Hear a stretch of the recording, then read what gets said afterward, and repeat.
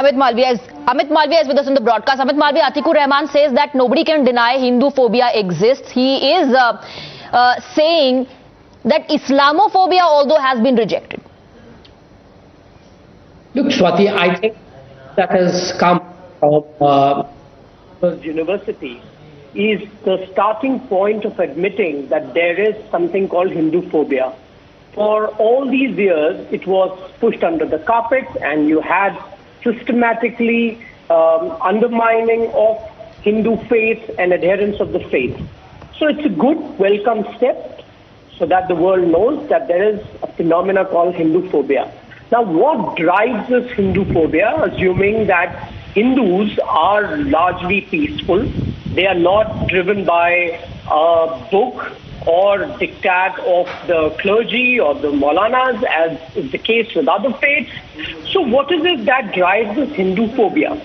It is perhaps the expanse of the faith and its ability to assimilate a wide range of conflicting ideas in its philosophy is what drives people towards Hinduphobia, who cannot believe that there is a civilization out here that has thrived for millennia purely on the strength of its idea, on the strength of its resilience, on the strength of its belief that God resides in living beings and non-living beings, and that it has an element of respect for every faith. Amit Malviya, Atikur Rahman is not, he is not denying that Hinduphobia exists. He in fact is alleging or accusing that when it comes to the government of India, there is double standards in accepting Islamophobia. How do you respond to that particular charge?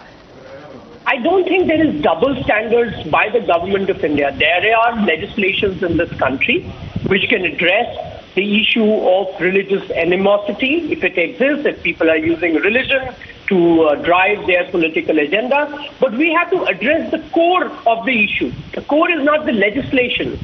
The core is the fundamental ideology that drives phobia, whether it is about Hindus or it is about Muslims. The fact is, I was just hearing Atikur Rahman say that they are driven by the writings or teachings in Quran and perhaps the diktats that come by way of fatwa subsequently by Maulanas who interpret what is written in the Quran for the adherents. That puts people in conflict with the other faiths, other communities, and that is the core of the problem. You cannot solve that by legislation, because the legislation effectively says that we should have secular education, for example, and we saw just yesterday that in Jamtara, Jharkhand, where Muslims are today 75%, they want holidays on Friday. So there is something very compelling that is driving the community to fall in line with the religious diktat. Now, that evolution has to happen. There are people within the community who have to take the community forward, and unfortunately, barring a few exceptions, those voices are not heard of. So it is not about equating Hinduphobia with Islamophobia. The reality is that they are fundamentally different, and there are reasons why Islamophobia exists and why Hinduphobia is a construct of the political nature.